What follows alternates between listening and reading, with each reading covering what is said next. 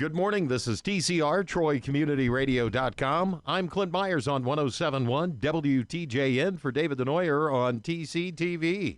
It's time now for the Lincoln Community Center Report, and with me I have Shane Carter. Happy New Year. Happy New Year to you, man. Welcome back in the new year. Yes, sir. Happy holidays, man. Excited to get this year started off, and just thankful for the opportunity to come back to Troy Community Radio, and we're ready to get things rolling, Clint. So. Well, not like anything stopped over at the center. You roll and roll on. We have, man. It's been busy. You've got your youth basketball going on? We took a break for Christmas and New Year's, let the families travel and the holidays and stuff, and now it's allowed for us to get back on track. Started practices up last night, and games will resume here today from 10 to 4. I know I had spoke at the end of last year about encouraging listeners to come out, but if you want to come see some good basketball, some entertainment as far as the young kids, you're more than welcome to come down to 110 Ash Street, and we'll be going for the next 4 Saturdays from 10 a.m. to 4 p.m. Now, we haven't had much snow on the ground, or any, really, but you're thinking about your spring league. Yeah, we are. Actually, we started getting phone calls, Clint. Regardless if you want to think about it or not, when they start calling and saying, when's the spring league start, you have to start to plan. So we've got we're going to start on February 8th. I'm encouraging parents the first week in February, please get in and get your registration forms. Usually in the spring we have a lot of kids because you don't have to compete with the traveling basketball and the other basketball leagues. So last year I think the number was around 150, and we want to make sure we get everybody signed up so we can be organized and have the jerseys in. If you have any questions about the spring league, contact the main office at 937-335-2715, and it's for kids, all kids, grades K to 12. So now, are you looking for sponsors? We are, and that's a good point you bring up, Clint. We first off, I want to thank all the sponsors from 2015 and encourage any of them or new sponsors. If you'd like to sponsor a team, you can contact us at the Lincoln Center, or you can shoot me an email at scarter@lcctroy.com. We will send out some sponsorship letters and explain a little bit on our website and social media. But really what it is a $150 sponsorship. That covers for our 4 or 3 basketball leagues throughout the year. Your team, on the back of jerseys, we send over a plaque with a picture of the kids and the team thanking you. And then ultimately we like to invite our sponsors to our year-end banquet so they can see all the kids getting their trophies and see the impact they've made. So definitely encourage any businesses or patrons that want to sponsor a team to come on out. It's a fun time. I mean, what it does for the kids is amazing. Out of you have the things you kind of like in your job, the things you don't like in your job, and the things you love in your job. Saturday mornings to me is like drink a cup of coffee and come in all jolted up, and these kids just run crazy and just have fun and sweat. And so I tell you, I guess I vicariously live through them because I don't have any eligibility left. So I can't play any sports that matters, but I go and watch them develop, and they grow to be strong, kids and Troy Trojans, and hopefully, take our programs to the next level. All right. Now, you had this program last year. Last year was the first year for your tennis program, wasn't it? Yes, it was. And I was grateful for Luke Oakes, Luke was actually, I think, the valedictorian at Troy last year and a great tennis player. He's one at Texas A&M. He started this pilot program with the help of Elijah Sadler and some of his other tennis players here at Troy, and we're starting it back this upcoming Wednesday. And we want to encourage a lot of the kids to get out for that. It would be this Wednesday, January the 13th at 4 o'clock. The program's totally free. We have all the nets and tennis balls and rackets that we need. We just want to get some kids in there and start teaching them the instruction of tennis. So I want to thank the Troy High School men's tennis team for their volunteers and support, and thank Luke Oakes for getting that started. And that is free of charge to any kids that want to participate. And the program's called Serve It Up. Serve It Up. All right. You have an art series. Yes, we're very thankful. Karen Perk, who's a great artist here in town, she's worked with us before. She also does her artist work over at Hainer. We're allowing the kids now to do like a real art workshop, if you will, where they go to the studio at Hainer, and then they're able to, for 2 hours, work on different pieces that she plays out as an example and a guideline that they can follow. Our next program is January 12th from 6 p.m. to 8 p.m. It's open to all kids. We like to focus on kids grades 3rd and up for their attention span and their focus. If you have any kids that would like to participate, parents, contact the center at 937-335-2715. This program is funded from the Troy Foundation from a grant we wrote, so we want to thank them. And we also want to thank Karen Perk and Hainer for opening up their facilities and allow us to come over. Absolutely. Now, you have some things that are going to be going on for Black History Month, too. Yes, and we've kind of condensed the program down. I know I talked to you last year about it, Clint, but we had 4 or 5 events usually. And what happens is when you have that many programs, they're not as well attended as you always hope for. So now we're just going to shoot for 2 events. The one that I tell you people really enjoy that we've always had is the Jazz and Soul Food Tasting. It gives an opportunity to bring in a jazz band called Raw Expressions from Dayton. And then For example, maybe Clint, your mom or father had this dish that you guys traditionally ate. It could be some people bring in, I mean, their famous black eyed peas residents or black eyed peas recipe, or some of them bring in, hey, this is my mom's meatloaf dish, or this is the ribs that my father taught me. So it allows for us to share our heritage, our history, our different cultures from all demographics. It's not just blacks, it's not just whites. We've got Indians, Latinos, African Americans, Philippines, Pacific Islanders. Julio will bring in his Colombian dish.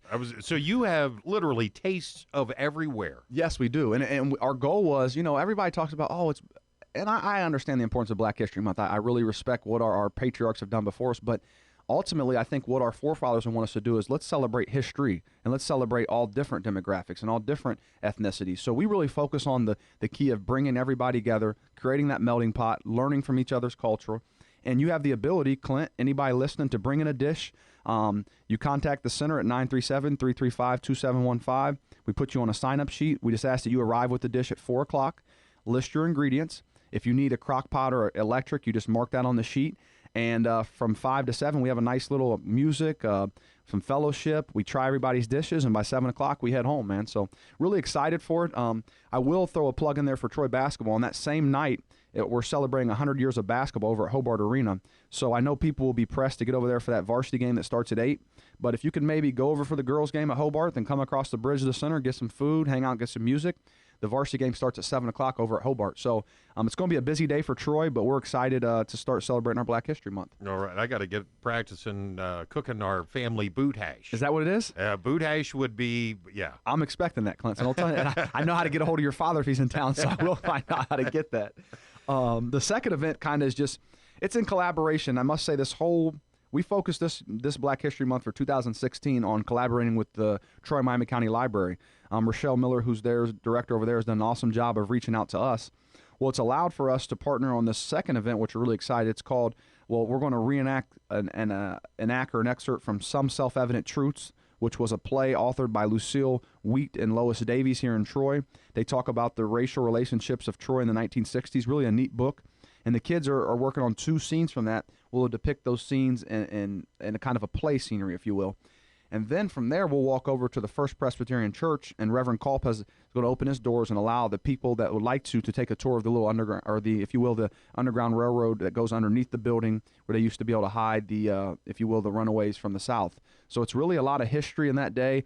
That starts pretty early. That's at 10 a.m. On a Saturday morning. So if you'd like to get out and participate, it'll be at the Miami County Library in their community room. And if you have any questions, contact us at the Lincoln Center. Very nice. How's the after-school program going? I'll tell you, it's going really good, man. We had some growing pains, if you will, through the end of last year. You and I had spoke about it on the air, but our intentions are to be able to secure transportation for Cookson, Hook, and Concord. And we still haven't done that, and I really, really think that's important, and that's something that may not require us getting an additional van as much as maybe partnering with an organization. So we're talking to some local churches. We're talking to other organizations if we could maybe, if you will, say share riding or carpool and allow the kids transportation to the center. So, okay, so the church vans would be able to have those? Yeah, have a licensed insured driver, and maybe that somebody that's retired or has time could volunteer to pick these kids up. I actually received a text yesterday from a parent, one at Cookson and a teacher at Hook, of, hey, are you guys still plan on doing that? And I said, yes, allow me to continue to work on it. And I want to get that done because then moving into next year, hopefully, all of that's ironed out. Any kid in Troy City schools that their parents want to come to our after-school program, parents can't just get off work and take kids home. That's difficult. And I believe the narrowness of our street and how tight things are at the center, to ask the schools and to try to work with Eric Herman to get buses down there would probably be tough. I think we have a logistics issue there with a lot of cars, a lot of business. That is kind of a odd little intersection. It is. And narrow street. So that's one of the issues. And then I think also the other thing is just being able to say, okay, I never liked it when it's like, okay, Clint lives next to the rec, so he can go to the rec, right? But Shane lives out in Kings Chapel, and because his parents work, he can't go to the rec. And that's just an example. I want to try to overcome that obstacle so it's an all-inclusive environment not based on transportation or demographically or geographically where you live, but just that everybody that wants to come to the center can get there. If that's where you want to go, then you got a ride, you can get there. Yes, sir. Okay. Now, you've got something going on with Bruckner Nature Center at the Lincoln Community Center. And it's been awesome. I can't thank Bruckner enough. We really have been fortunate in working with them over the last now 3 years. They do what's called a wildlife encounter. They bring over their live animals The kids learn about them first. They read a book on them. And it was so neat. One of the kids came down the other day to my office, and he's like giving me all these, if you will, kind of factual things about fishes and about how their gills are used and things like that. It's really encouraging because to have such a neat nature center here in Troy and them to bring their resources and their staffing to the center allows our kids to learn, and that's been awesome. I want to thank Bruckner and their staff. I just want to encourage any parents that aren't aware of our after-school program or aware of us partnering with Bruckner to check out our online schedule, come check out our programming, and allow the kids to come down and learn. I'll tell you what, anytime you see the kids excited about what they are learning, you gotta just keep going with that. I agree. For sure. Well, they just are taking down the Christmas tree in downtown Troy. Some of the decorations are coming down. And you're already talking about Easter. Yeah, the Easter Bunny sent me a memo. And, Easter falls kind of in my book a little early this year again. And for us, it takes some planning and organization. Our Easter egg hunt's something we've done since, I believe, the 1940s. And we just recently, 2 years ago, partnered with the Troy Rotary Club. With their help, it's been awesome. It's been better supported. We've been able to serve more kids. We've had more volunteers. And we finally found a date for this year, and we're looking at Saturday, March the 26th at noon. For all of our parents listening, in the past, we've kind of staggered the age groups where the young kids go and then the older kids go. Well, in my opinion, that was a fault of mine because some kids would show up a little late for their age group, and then they wouldn't be able to get any candy. So for all of our listeners, we're just going to tell you, everybody's going to start at noon sharp. Be at the center 10 or 15 till. We'll give you instructions. Bring your baskets if you can, your bags to put your candy in. We want to start everybody at noon, so then that way, when we are finished, we're just done. And I don't feel as guilty about the parent that thought that their age group was at 12:15 and we started a few minutes late and they show up a little late. It'll allow for everybody just to go right at noon, and we'll be concise with that. Okay. Yes, sir. Anything else you wanted to add in? I guess the one thing I would say is, I've been at the Lincoln Center now 4 years in September, and I have to continuously thank the city of Troy because as I go on my journey in life, I believe that God has certain things that he calls you to do. And one of the things he called me to do was be the director of the center. And every day I get reaffirmation from people in the community that it's where he wants me to be. So I have to thank the community. I have to thank, the radio station and the support of the city, because without that, I don't know that I would still have the ambition to want to lead the Lincoln Center. And every day I'm reminded that that's my job, and that's where God wants me. So I'm just thankful for the support of the city of Troy. Again, when you see, all you have to do is stop by the center and see how those kids react around you, and all of you, the effect that you have on the kids. And it's invigorating. We all have tough days, man, but when I'm having a really, really bad day, or I come from a bad situation where it's at home, when I walk in the center, I'm able to release all that and say, okay, it's time to do work. So that's encouraging.